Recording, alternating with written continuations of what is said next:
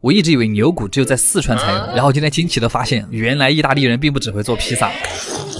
意式快餐可真好吃，果然《梦华录》里面说的是对的。东京不只是富贵迷人眼，还有这种热量的诱惑啊！虽然它里面说的是河南那个东京，我今天本来是在下北泽逛街，但我隔着玻璃都能看到师傅拿着披萨往火炉里面送。咱们就是说不吃还是人，没，不吃也可以。すみません、3名で予約はないです。他们家是今年新开的店，没用几天就成了下北泽的人气店。看着他们家的菜单，竟然有一丝感动。他们家的菜单看上去都好有食欲啊！他们家是做牛棒骨和披萨的意式居酒屋啊，身在草原心在汉，想念四川棒棒骨的第845天。而且他家是在你面前做披萨，我还是第一次目睹披萨从无到有的过程。它原来是这样摊开的呀！今天我们的第一个菜啊，像是用披萨的边角料做的磨牙棒，非常脆，有点拇指饼干那个意思。第二个菜是牛舌沙拉，好难吃啊，这也是可以说的吗？我发现我真的没有吃沙拉的命。你们说牛也要吃草，但为什么我吃了牛就不能算我吃了草呢？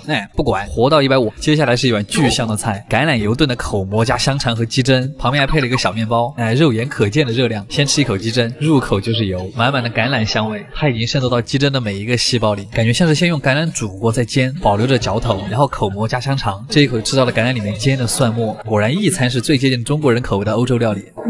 再拿着面包蘸一下橄榄油，再搭配着香肠，它这个面包还有点韧劲，蘸着肉香和油香结合的汤汁，就是说太开胃了。我在路上喷一点这个奶油在嘴巴里，然后就是这个了，牛髓芝士土豆泥。服务员会帮你把牛髓刮到芝士泥上面，它那个牛髓的骚味特重，巨香。牛髓本来就有股奶香味，再加上芝士特带的那个奶香，它整个这盘菜就非常扑鼻。如果你喜欢那种牛奶的香味，就这个菜甚至很下饭。这个得再加一份。下一个是香煎鸡腿肉排，就是在切开鸡肉的时候，还是能感受到它煎得很嫩，整块看上去都油光发亮。一入口先是清新的迷迭香的味道，鸡肉的汁水确实很多，还有那种鸡皮煎的软脆的口感，再配了一口彩椒，它跟日式鸡排完全不一样。鸡排吃出了牛排的感觉，就是一点也不油腻然后是重点，在我们面前刚烤好的玉米披萨，你们知道烤包谷的那个味道吗？就是它自带一股有味道的风，然后因为它是薄饼披萨，就不会拉丝，有点遗憾，但它真的很好吃，有一种奶油玉米浓汤的味道，润物细无声的奶甜，但是吃起来又会有一种美式披萨的厚实感。吃披萨可以最大程度的满足你。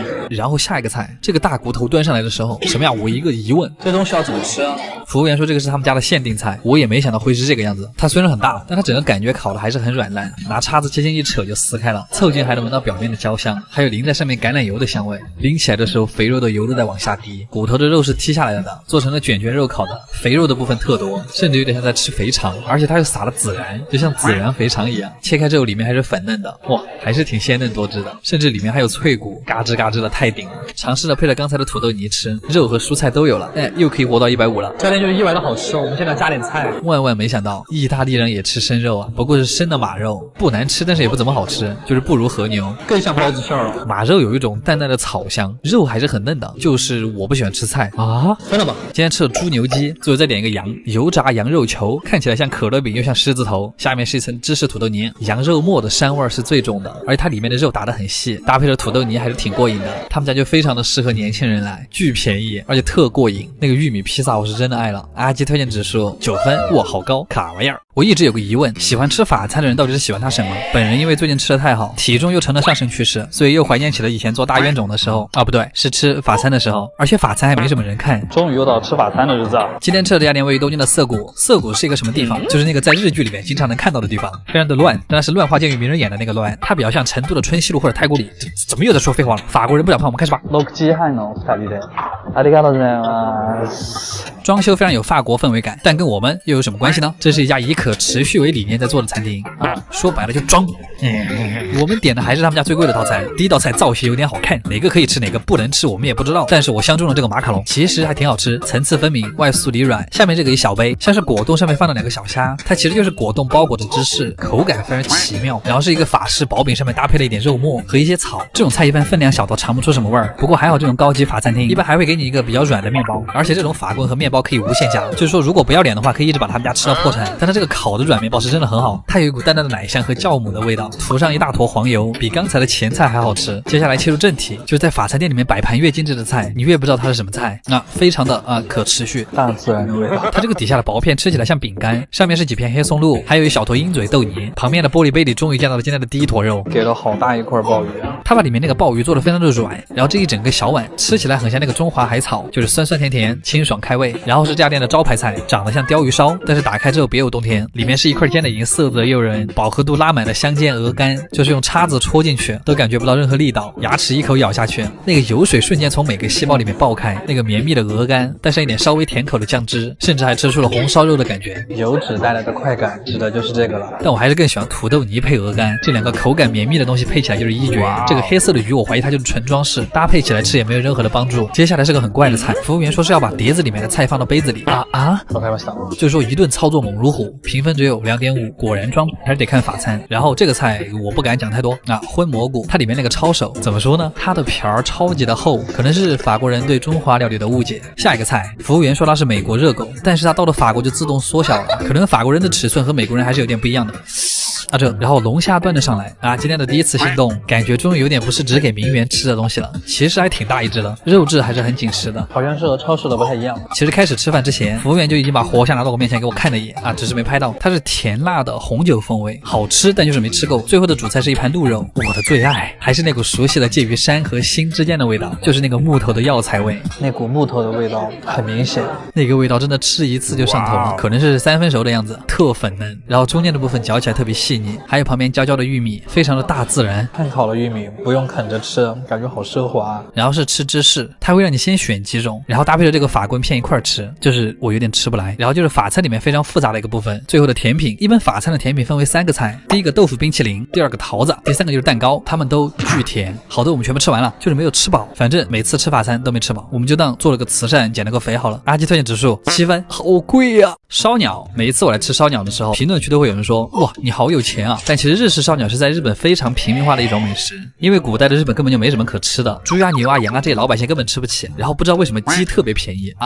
所以烧鸟这种文化就在日本兴起了，直到现在。今天我们来吃的这家店，属实长路漫漫，我真的找了好久才找到。日本评分3.66，很优秀，但好像又没完全优秀什么又到了吃提灯的日子。咱们就说几经转折，终于在这片钢铁森林里面找到了它。到西西汉有串の量です3名で。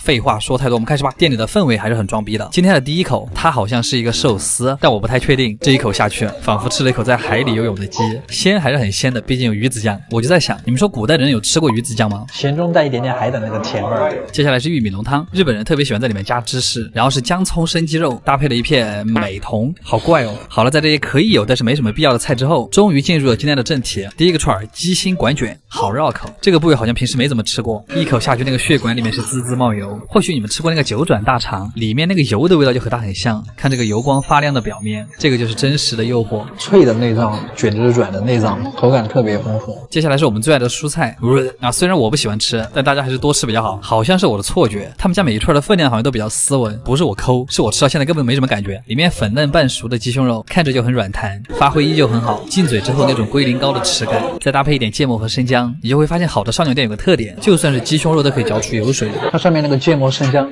其实还有点辣。哇，接下来是这个，大家去吃烧鸟店不来一串我都会伤心。他们家这个鸡脖子肉串得整整齐齐的，咬下去的时候肉一点都不松散，每咀嚼一下都能感受到它的弹性，但就是有点油，特别是我最近都吃的太油了。我一直都认为香菇适合拿来烤而不是拿来炖，因为它里面的汁水太多了。虽然我也不知道那个水是什么。接下来的这串我满脸的笑容就是对它最大的诚意，爆浆鸡肝。话不多说，先入为敬，它的口感和溏心蛋是一个道理，就是流心鸡肝，外面那圈烤得比较熟的部分就很绵软，它包裹着里面还是比较深的鸡肝液体，就是吃这个串是不需要牙齿的，用嘴唇和舌头就可以把它弄碎，滑溜溜的在嘴里像是含了一个果冻，真甜。下一位家里甜虾，这个绿色的我就不吃了，上面是一点调了味的鱼子酱。鸡肉丸永远是烧鸟里面最能满足肉欲的一块，你们永远可以相信加了脆骨和紫苏叶的鸡肉丸，因为它吃起来口感非常丰富，细腻的肉泥搭配嘎吱嘎吱的脆骨，紫苏叶更是激发了整串丸子的香气。然后是快乐小鸡翅，今天它不应该在千里，它应该在盘里。鸡翅非常优秀，不愧是鸡身上最难烤的一个部位，鸡皮的油脂特别丰腴，但又不会腻，里面那个紧实的鸡肉和炸出来的完全全不一样，谁能拒绝充满炭火气息的烤鸡翅啊？那股焦焦的炭香，太爽了！猝不及防，主食上场。第一碗先是酱油拉面，先来口汤，汤底用的是熬了8个小时的鸡汤，它好吃是好吃吧，但就是很没劲儿。我觉得吃烧鸟最后一定要吃亲子冬才行，米饭才能满足你最后的猪瘾。鸡推荐指数8.5分，卡玩意儿。哎，对了，我的提灯呢？烤3层肉，在韩国一种非常流行的烤肉方式，虽然它其实就是烤五花肉，不过做法好像还是有那么一点不一样。正好最近很多评论说，为什么我在日本老拍那几种菜啊，非常的没劲？那主要是因为流量好，但是我们和牛确实是吃吐了。所以这个天气为什么不吃猪肉？猪真的很可爱啊！那是我扯蒲汗的声音啊！终于到了吃猪肉的日子啊！和猪炸弹把热量都炸死了，所以它没办法长胖。猪肉用的是来自全球4个地方的名牌猪肉，应该不会太踩雷啊！嗨，这都还可以的。现在5点不到，店里基本上没什么人。进店这个大大的火腿是用来炫富的吗？尝一尝，哎，帅哥切了火腿，但这个火腿意外的不怎么齁咸，嚼起来挺香，像猪肉脯。接着又是熟悉的茶碗蒸蛋，但他家这个是夏日冰凉版，熟悉的配方，熟悉的味道。今天的活到150是空心菜，突然对四川的炝炒空心菜有个念的想。先来一片白花花的健康猪肉，它是孜然沙拉猪，用它卷着苦菊菜一块吃，6舍7入，基本没有热量，而且它应该很减肥吧？感觉可以活到160。别管，下个菜是日式炸猪排，炸的金黄，而且特厚实，那个猪油的味道闻着也很香，下嘴之后有脆有软，每咀嚼一下都会发出悦耳的酥脆。扎实的肉感顿时塞满了你的口腔，好吃。最里面的部分有点像鱼肉的细嫩，又有点像鸡腿肉的滑嫩。下一个是酱油猪颈肉，一般猪颈肉不是用来烤的吗？像是泰料店那种烤的焦脆的特别带感，煮出来的就特别的软烂。怎么跟泰国餐厅里面的不一样？我觉得酱油的要比盐煮的要更入味儿，带着一股淡淡的红烧味，有点像山东把子肉的调味。然后是猪肉蒸饺，里面馅儿的做法非常日式，紫苏叶、洋葱和猪肉，馅儿里面的汁水特多，咬下去就在往外流。饺子永远是最好吃了。接过来烤肉环节，你们是喜欢自己烤还是服务员给你们烤啊？平生第一次，这是烤猪肉有人帮我们烤哎！不要小看这一盘哦，它里面有4种名牌猪肉，像这个看上去最肥的就是龙泉洞黑豚，是一种在日本流通率只有6%的猪肉，因为难养所以很贵。然后这个长条的是来自欧洲的贵族，它在整个日本只有1家养殖场。韩国烤肉都是这个样子。然后大家在烤这个肉的时候有个特点，就是有个这个盖焖的过程。你们懂那种一开盖，猪肉在烤盘油光发亮、色泽诱人的画面吗？先吃一口原味的日本猪，好久没吃猪肉，我真的是一口下去有一种被击中的感觉。肾上腺素飙升。来日本之后第一次吃烤猪肉，真好吃。肥肉的部分糯糯弹弹，瘦肉的部分有嚼头又不柴，挤爆脂肪的感觉真的很爽。这个欧洲贵族猪就是瘦肉比较多，虽然说越嚼越香，但是越嚼越累啊。猪还是肥一点比较好吃。猪肉就是又好吃又便宜，不要再吃和牛了，不要再吃和牛了，好吧？来吃和猪吧。紫苏叶包的猪肉会更加解腻，加萝卜和芥末是一种日式吃法，简单来说就是装逼。然后这个是我最推荐的一种吃法，加葱。家人们，这个真的是太绝了，生葱就是甜中带一点辣，正好中和了猪肉化开的油脂。加葱，哇，巨好吃。这个我真的一口气炫了好几个，还可以蘸一点玫瑰盐搭配秋葵一块吃。我只能说，秋葵真的没什么用了，嘴里依旧是淡淡的盐香和紧实的猪肉，但是仔细咀嚼这个欧洲猪之后，你还是能感受到那个萦绕在唇齿之间的猪腥味啊，褒义。然后这个是韩国紫苏叶，第一次吃，它居然是酸的。韩国人真的是什么东西都可以做成酸的，酸甜口味的和猪。杏鲍菇也是一种非常适合烤的蔬菜，趁着嘴里还有菇香，再吞一块肉。最后的主食是一碗肉末饭，油脂浸满了米粒，猪肉末和米饭搅拌在一块儿，其实有点像猪油拌饭，感觉他们家是真的有用心在做烤肉。阿基推荐指数9分，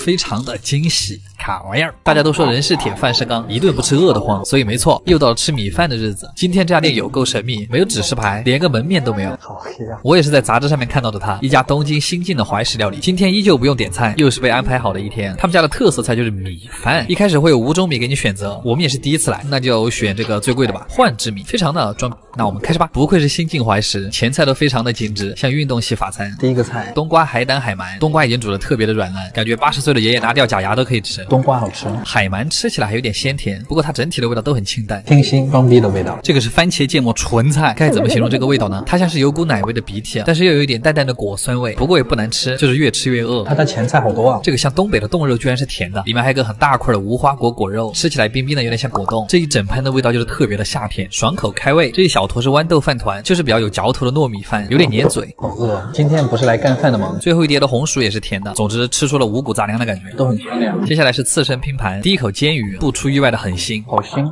好喜欢。不过它这个咸腥味是特别的下饭。第二口金枪鱼，我的最爱，他家的鱼肉还是挺鲜的，像果冻一样的金枪鱼。最后是鲷鱼，2片一块吃，豪华双层双倍肥嫩。我们的饭呢，仍然是前菜，真正的茶碗蒸蛋，它这个蒸蛋一进嘴就是浓浓的玉米味，好吃哦，淡淡的玉米甜味可能还配上了一些黄油或者芝士，主要就是他们家的菜太斯文了。接下来又是我们的活到150环节，满脸情愿的吃下了一碗蔬菜，我可真行。终于千呼万唤使出来一锅米饭，小心翼翼的揭开碗盖，惊不惊喜？他只给了你一口米饭，可能是怕你噎着吧。一旦接受了这种装逼的设定，不行，根本接受不了。表演一个空手吃白饭，他家这个最贵的米，吃起来它有一种夹生的感觉，不过也有可能是它密度比较高，口感相对较硬，但它就是有股嘎吱嘎吱的咀嚼感。杯子里配的是鱼汤，趁米饭不注意一口喝了。这个金灿灿的非常像中国菜，它其实是萝卜丝，非常像国内的金丝饼。接下来服务员把锅端上来了，然后给我们每人盛一碗，然后周围那些满满当当的小碟子就是配菜，里面的烤鱼有一股浓浓的青椒味，这个是真的巨下饭。但是吃两口这个米饭之后，你会发现它有一股淡淡的酒香，然后它的烤鱼又自带油水，配上这个颗粒分明的米饭，这一口非常的绝。我本来想自己添饭的，结果非得大酱来。接着是厚蛋烧，它这个米饭慢慢的吃起来又像是小时候去外婆家那个土灶蒸的米饭，淡淡的烟火气。自己在这分析了这么多，会不会人家就直接用淀粉煲煮了？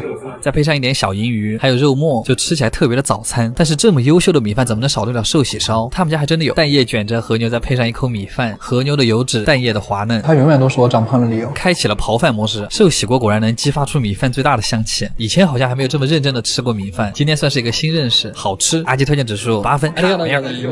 突然发现自己好像很久没有吃过早饭了，主要是因为没动力。好困啊！但是今天这家店传的实在是太凶了，又到了吃早餐的日子。这么早起来的动力还不是因为这个米其林3星。米其林3星的早餐那可太装逼了！你们知道拿到3星有多难吗？就像是我们这边塔被推完了，然后我们的辅助一个人去偷塔，还把对面水晶推了，好像不是很恰当。但总而言之就是3星的店非常的少，全球范围内都很少。这个我的铺垫越来越长了，我们到门口了。嗨。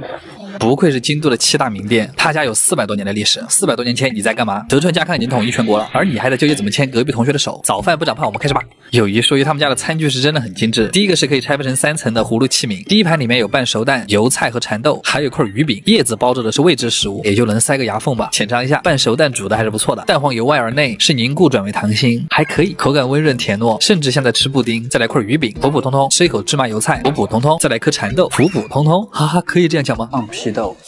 下一个谜底揭晓，叶子里面包的是2块很小的甜鲷寿司，会带着一股淡淡的清香。这个葫芦器皿里面的第一碗绿色的是青玉水芹和魔芋豆腐，吃进去清甜脆口。第二碗是清蒸鲈鱼，里面配了海藻萝卜泥，整体味道会有些清淡。那今天哪个菜不清淡呢？第三碗是当季的食材，里面有清煮的鱼豆腐，还有鲷鱼和笋。像一个僧人早起修行，但是豆腐海带汤啊，日本人的早餐标配。成都人吃到这里，感觉自己不会再快乐了，一点味道都没有。到了他们家的重点，就是这碗粥。他家最早就是靠这个出名的。那个时候很多艺妓在通宵之后，就会很喜欢来喝他们家的粥，久而久之就出名了。他们熬得非常的粘稠，米汤都已经熬成了奶白色，米粒都已经绽开了。旁边那碗装了一碗调好的料汁，淋到汤上之后有点味增汤粥的感觉，再配上旁边的小菜，感觉和国内还不太一样。他们家是把菜都吃完了才把粥给你端上来，有种为了一碗粥过五关斩六将的感觉。出茶凉粉出的就是这个，然后一顿下来其实还有点贵，但真的非常的朴素清淡，但是却又温暖舒坦。毕竟他家是全世界米其林3星店里面唯一一个卖早饭的，所以如果你来了京都还有力气起床的话，可以来试一试这家店。哇，困了我。阿基推荐指数8分，卡玩意儿。寿喜烧最早起源于日本的古早年代，但都过了几百年了，它为什么还这么受欢迎？又到了吃寿喜烧的日子。今天我们去的这家店，我自认为了天花板，因为它好像除了贵就没什么缺点了。这个一进店就是一如既往的日式浮夸装修，每桌都是独立包间。我猜来这儿吃饭的人多多少少都有点隐私，阿姨一般会跪在旁边把所有的菜都给你弄好，你啥也不用管，只用管好信用卡的额度就好了。他家的前菜依旧非常的精致，这个好像是山楂豆腐，吃起来酸酸甜甜的，一道滑嫩的饭前甜品。这个冬瓜鳗鱼还挺惊喜的，冬瓜那股淡淡的清甜反而降低了鳗鱼的存在感，在日本算最清淡的前菜了。再来一口苦瓜海葡萄，嘎吱嘎吱的口感。话说南方人都吃过海葡萄吗？为什么我连海葡萄都没有吃过？第二盘前菜是刺身，有章鱼、金枪鱼和鲷鱼啊。今天不是吃寿司就直接跳过吧，然后就开始做寿喜烧了。第一盘是2片 A5 双酱，5200日元一片。他家的特点是每一片肉都会给你搭配不同的配菜，就是一肉多吃，特别讲究。我们的第一片就尝试一下包萝卜泥和豌豆苗吧，它这一片和牛真的太大了。你们知道第一口进去的口感是什么吗？就是一种直冲天灵盖的鲜甜，是那种肉类脂肪独特的甜味，超级的软，因为脂肪分布的特别均匀，入口就特别顺滑，再加上那个酱汁和萝卜泥的甜味，清甜而又收敛的味道。下一片是一块超大的里脊肉，这个我们还是跟蛋黄液一块吃，先用肉把它挤爆，然后再用你们的2颗小门牙轻轻的把肉分开，吃的时候就是一顿操作，往自己的嘴巴里面加 buff。 纯齿间真的牛肉所过之处，处处留着和牛的香味，就这一口那个味道就值回今天的门票钱了。用芦笋蘸着剩下的蛋液，有那么一瞬间觉得蔬菜里面都充满了肉香。我发现就是不管夏天有多热，吃寿喜烧还是香的，就是锅里的蔬菜。其实这里面我最喜欢的是茄子，就是茄子这种特别吸汁的东西也很适合寿喜烧，所以茄子不管是外面还是里面都特别香。要不然茄子肉末为什么那么下饭？它也要裹满蛋液，这样会更加嫩滑，一口下去满嘴爆甜汁，而且茄子的奶香也很浓。我现在就可以干4碗饭。是夏天的味道。接下来的一片是蛋液裹牛肉、裹萝卜泥、裹豌豆苗，吃法逐渐复杂，香味快了加倍。这一口下去就是爽滑中带着咀嚼感，肉香四溢，大块朵颐啊！说的就是这个。肉烧完之后就会在里面加一点乌冬面，它是在刚才和牛的油水里面煮的，取其精，它吃起来微微泛甜，就像是清汤杂酱面最后2口的那个味道。面条里面浸满了肉香，就让我特别怀念成都的那个怪味面。接下来是没有人可以拒绝的寿喜烧配米饭，滑嫩黏糊的蛋液裹着热腾腾的米饭，到底是米饭升华了和牛的甜味，还是和牛让米饭变得更甜，都不重要了，刨就完了。这个小火锅就非常像老北京涮羊肉，它这个吃的就是和牛最原本的味道。第一口我们就只卷一点葱，送进嘴里先是葱根的甜味儿，然后再是和牛雪花散开的味道，再来一片芝麻酱寿喜烧。我感觉北方人看到这个画面，嘴巴里面应该有味道了吧？虽然芝麻酱浓郁的香气已经把和牛的味道给盖住了，其实有点像东北麻辣拌，芝麻酱里加白糖，又鲜又甜。芝麻酱真的很爽。整体来说，虽然他们家确实有点贵，但是每一口都有特别好的体验。如果真想吃寿喜烧，选他们家应该没错，服务也特别到位。好啦，阿基推荐指数9分，干玩意儿。吃肉的时候为什么会很快乐？有人说好像是因为它能让我们大脑里的多巴胺和血清素快速的积聚，所以我们又找到了一个吃肉的新借口。在日本呢，吃肉有2个好地方，除了那种贵的要死的烤肉店以外，第2个就是居酒屋了。又到了吃居酒屋的日子，先是去吃一家牛舌专门店。牛舌这家店现在被日杂评为东京居酒屋 Top 10的第7名，店面越小味道越正，不知道在日本适不适用，而且只有晚上开门。你知道这家店有多挤吗？我们坐下来基本上就是人挨着人，菜单上面基本上就是各种牛舌的吃法，烤的、炖的、刺身的，在精准的选择过后，我们全部要了一份，肯定吃得完哈。第一盘就是他们家的名物烂煮牛舌，它其实端上来的时候我还觉得它外貌普通，但是它的第一口真的很惊艳，超好吃。它这个牛舌切得很厚，但是超乎想象的软烂，用筷子都可以把它切开的那种。就是如果你牙不好，也不一定要吃地中海料理，这家店也可以满足你。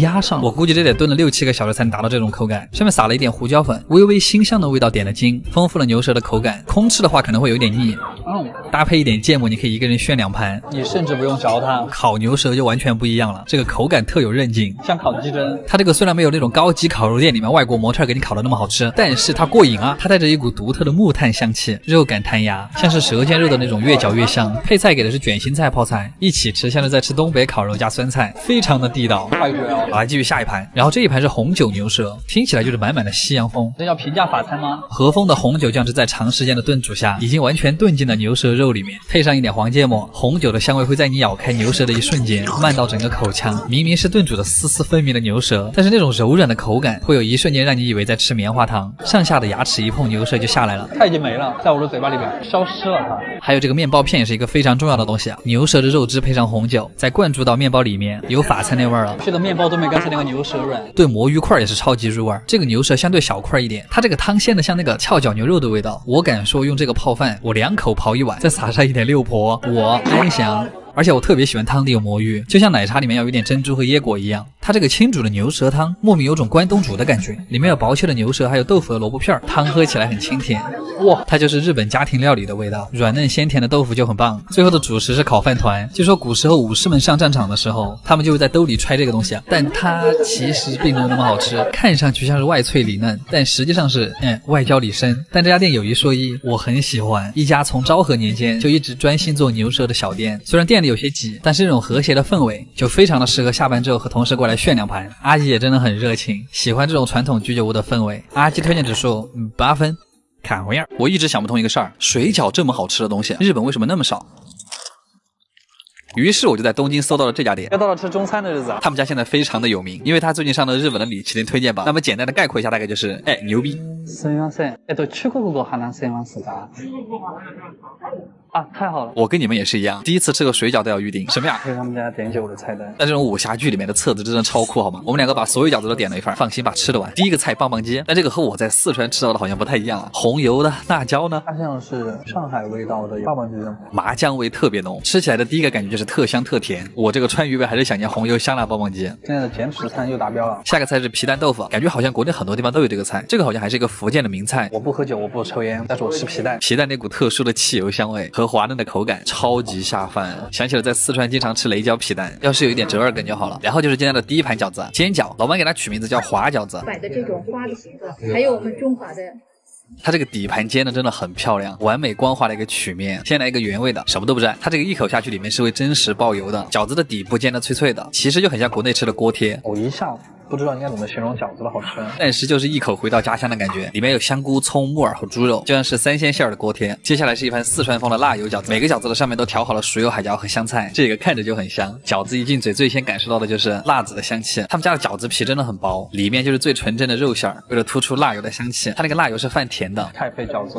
一口一个水饺太好炫了，不然好像吃中水饺。接下来是这个，我真的头一次见豆腐水饺。朋友说他在东北经常吃这个，所以为什么南方不吃豆腐水饺？里面还是那种水豆腐，调味是微微带一点海鲜味，那辣油特别冲，不能天灵盖，有点鲜虾鱼板面的味道。里面的豆腐甚至还能感到一点弹性，对，就是那个淡淡的海鲜味，再蘸一点熟油，真爽。第4盘是鲜菇虾仁，因为它皮很薄，你都能看到里面虾仁的形状，还是蛮大一个的。老规矩哈，第一口不蘸料，虾仁很新鲜，吃起来脆弹脆弹的，加上香菇的鲜味和这个又软又韧的口感，蘸个辣油香味加倍。我又想夸他们家这个辣油了，我感觉蘸那个都很好吃，就是那个。接着是一笼热腾腾的蒸饺，虽然它长得有点像馄饨，虽然它进嘴那个滚烫的油着实有点冒犯了。别人生菜包肉，我连白包饺子，最后再来个肉粽，里面包的是鸡肉，咸口的啊，这个和四川的是一个味儿。它这还加了一点茄子。其实我今天莫名的有些感动，就是这种从小吃到大的东西，老板能把它从一个小店做到米其林推荐，而且走进他家还有一种特别温馨的深夜食堂感，就是感觉特别温暖。好啦，阿基推荐指数9.5分，卡玩意儿。等一下，他们说在日本除了烧鸟、寿司、天妇罗就没有别的东西了。我寻思也不是这样。总而言之，今天就是又到了一个反正不会是吃烧鸟的日子。今天我们绝对不会吃任何的日料。今天我们去的是一家在东京很有人气的德餐馆子，德国菜。第一个想到的是什么？脆皮猪肘。今天这只猪它肯定是逃不掉的。吃肉不长胖，我们开始吧。不管是店里的氛围还是这个菜单，已经有点那个味儿了。既然是一个成人局，我们是不是要来一点这个德国特产小鸟伏特加啊？德国不就是被它干掉的吗？骗我喝不来。好啦，第一个菜煮的清口贝，饭前一口汤。这个汤喝起来很鲜的同时，还有一点微辣，有点像在乐山喝的那个翘脚牛肉汤的味道，只不过它是海鲜版的。清口的肉还是挺有弹性，打开都是爱你的形状。德菜里面的头牌肯定是香肠了。给你们看看这盘有多长。第一盘是番茄土豆味，怎么那么像美式快餐？它这个吃着会有一股很明显的烟熏味，但是它又盖不住那个肉汁的那个味道。里面香肠的肉很扎实，一口下去肉感十足，还有点黑胡椒的味道。旁边的脆皮土豆一定要蘸那个孜然番茄酱，又甜又像烧烤的味道。这边建议亲想象一下羊肉串蘸番茄的味道，有一点上头，不太确定，再吃一口。这种是真的比清淡的日料好吃太多了。这个厚切培根我狂喜欢，它下面配的是酸菜，而且那个培根是厚切很紧实，有点韧性又有点弹性的那种，肥瘦相间，但是一点都不齁咸。培根的油脂配上微微泛酸又带一点咸味的酸菜，真的太美好了。酸菜就是完美的在给培根解腻。这一盘烂泥是芝士培根土豆泥，第一口吃进去还挺大满足的，那种奶香再加上黄油独特的香气。不过是不是德国土豆泥都不会那么细腻啊？像那个捣碎的蒜泥，一整个很干瘪，它那个坨坨感非常明显，甚至有点像云南的那个老奶洋芋。这个墨西哥辣酱你们谁吃过？浅尝一下吧。它特别像加浓版的泡椒凤爪水。我们用它来试一下这盘新的香肠，这一根是带辣味的德国烟熏香肠，只不过它里面的肉汁也是加上刚才那个辣汁，就吃起来很酸爽。这也太恐怖了，这个玩意儿一下就能冲到天灵盖。德国的芥末油炸版的浓缩泡椒汁。这个酸菜肠很特别，它里面有很浓的蒜香味，酸菜加蒜香加烟熏，重口味香肠我的爱。这个看起来最无害的白香肠，里面加的应该是洋葱和欧芹，比其他香肠吃起来口感更嫩。蔬菜口味的香肠，真的发现德国人吃香肠还是挺有一套，这么多种味道差别还不小。最后才是今天的主菜，德国脆皮猪肘，我今天就是为它而来的，它一人份的分量就真的很大，里面配了一坨土豆泥，还有一坨德国酸菜。先给大家表演一个空口吃猪肘，果然脆皮猪肘最大的乐趣就在于肥而不腻，感觉外层的油都已经被烤走了，所以它肯定没什么热量，外面的皮真的特别的酥脆，有点像吃那个猪油渣的味道，但它里面的胶原蛋白又流得很合适，再加上里面的肉又有胶质又很 Q 弹。最后的甜点是一份煎午餐肉，我发现德国菜的重点就是重油重盐，但是有一说一，这个午餐肉真的差了一点六婆，德国人就应该尝尝六婆，不是广告哈。今天瞬间爱上了德餐。总而言之，吃多了清淡的日料，偶尔来一顿这种重口味的异国菜也很满足。主要也是想跟大家说，日本除了那些本土菜，这些很难理解的异国菜也非常值得去试一下。跟朋友出来喝喝啤酒，也不输给在居酒屋里谈心。阿基推荐指数8.5分 ，SS 那个玩意儿。以后别再跟我提便利店的关东煮了，料包煮出来的味道怎么能和这种熬了100年的汤比啊？虽然我觉得它可能就没有100年。还有些人说在日本冬天才吃关东煮，我想说我们四川人一年4季都吃火锅。更何况是这种火锅衍生物。又到了吃关东煮的日子。今天我们吃的就是这家1年前来过的大多福啊，在日本非常有名的一家关东煮店。去年来吃他们家也是下雨。すみません、ちょっと遅くなった。每次来这个地方感觉他们好严肃。它这个汤据说是1915年开始到现在都没有换过配方，汤都是用的第2泡的木鱼花昆高汤。废话说太多，我们开始吧。接下来请听题：关东煮为什么叫关东煮？好啦，第一个菜葱丝牛肉，其实就像京酱肉丝，挂着酱汁的牛肉搭配适量的葱丝，和牛是甜的，酱汁也是甜的，就连这个葱丝都是甜的，这种味道也太下饭了。哇，他那个肉炖的好烂啊！关东煮来了，第一块先来个豆腐，它是油炸过的，里面就有很多气孔，气孔里面全部挤了汤汁。再加上一点黄芥末，据说关东煮的起源就是煮各种豆腐。这个章鱼脚也炖得非常的软弹，比起小的鱿鱼腿，还是这种章鱼脚吃起来更 Q 弹。它那个吸盘都已经脱落了。魔芋丝这是我的最爱，一定要让它多挂一点水，这汤底的精髓就在这一口上了，让我看看谁的泪水都从嘴角流下了。哇，接着是这个黄油葱香备注，不得不承认，一入口就充斥着黄油的香味。它放了很多那种就是咸的那种黄油，炖煮过后的备注就很有味道，又香又带着海鲜的鲜味。我发现他们家的菜都会炖得特别的软烂，体验非常顺畅。不愧是我之前给过10分的店，每次来他们家都有惊喜。这个卤蛋真的是戳黑，我们精准的咬掉一半啊，慢慢咀嚼之后，好像还有些许回甜。另外一半最好再蘸一点汤，这个汤真的好新鲜呀！还有这个腐竹，新鲜到了天灵盖。蘸黄芥末的白果就是另外一种感觉了，吃第一口就想家了。今天 Top 1的推荐给到的就是它，离训真好吃。竹轮关东煮的老朋友了，口感像鱼排和蟹棒的结合，但它更有嚼劲儿，且味道更好一点。有些店还会做竹轮鸡肉。等一下，今天喝的太多汤了，我去上个厕所。我发现在国内的时候，很多朋友不喜欢在外面上厕所，接受不了厕所的异味，就算放了消臭的，也只是用香精味去盖过它。萝卜了，一口下去，整个嘴巴很难兜住里面的汤汁。关东煮排名第2。最后是这个福袋，里面藏的是鸡肉和魔芋丝。总的来说，这家店味道让人很舒服，是那种很老的酱油和豆腐熬在一块的味道。最后用一碗极品蒸蛋结束，感觉还有很多东西没吃到，下次再来。阿基推荐指数9分，卡玩意儿。